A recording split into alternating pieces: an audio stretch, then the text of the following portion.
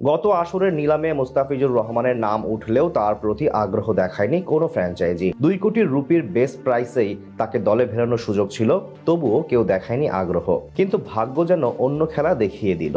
Jake Fraser ম্যাকগার্ট চোটে পড়ে ছিটকে যেতেই পরিস্থিতি বদলে গেল। শেষ পর্যন্ত সেই অবহেলিত মুস্তাফিজকেই দিল্লি ক্যাপিটালস নিতে বাধ্য হলো। তবে এবার আর 2 কোটিতে নয়, পুরো 6 কোটি রুপি খরচ করে। এবার অবশ্য কেউ চাইবে না একই বিপদে পড়তে।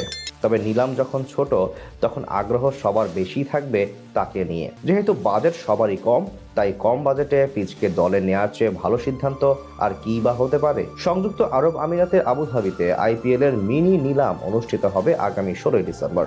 আর সেখানেই তার দিকে চোখ থাকবে সবার। তবে চলুন দেখে নেওয়া যাক বেস্ট প্রাইসে 2 কোটি দাম হওয়া মুস্তাফিজের দিকে আগ্রহ থাকতে পারে কোন কোন দলের। তালিকায় সভাপতি থাকবে মুস্তাফিজের সাবেক দল চেন্নাই সুপার কিংসের নাম। তাদের আছে 43.4 কোটি রুপি।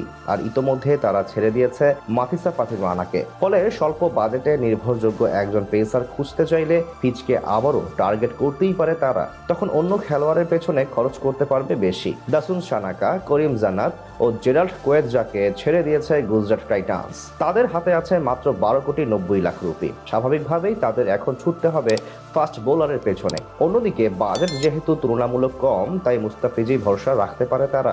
আলোচনায় উঠে আসতে পারে কলকাতা নাইট রাইডার্সের নামও।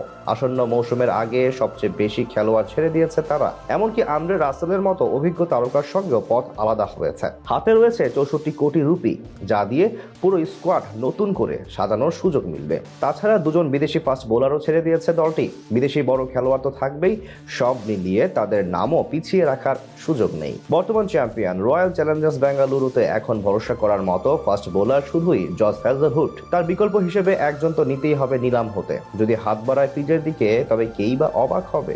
এমন ব্যাকআপ পাওয়া তো ভাগ্যের ব্যাপার।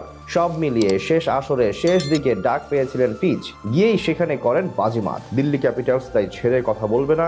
অন্তত এবার আর অযথাই মাঝপথে এত মোটা অর্থ খরচ করতে চাইবে না তারাও। সব মিলিয়ে তাই তাদের চোখ থাকবে ফিজের দিকেই, যাকে এর আগেও কয়েক মৌসুম দেখা গেছে দিল্লির হয়ে মাঠ মাতাতে। তবে এখন দেখার বিষয় নতুন কোন দলে যোগ দেন ফিজ।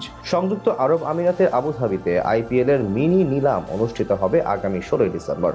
আর সেখানেই তার দিকে চোখ থাকবে সবার। সেটা না হয় 16 তারিখের নিলামেই নিশ্চিত হওয়া যাবে।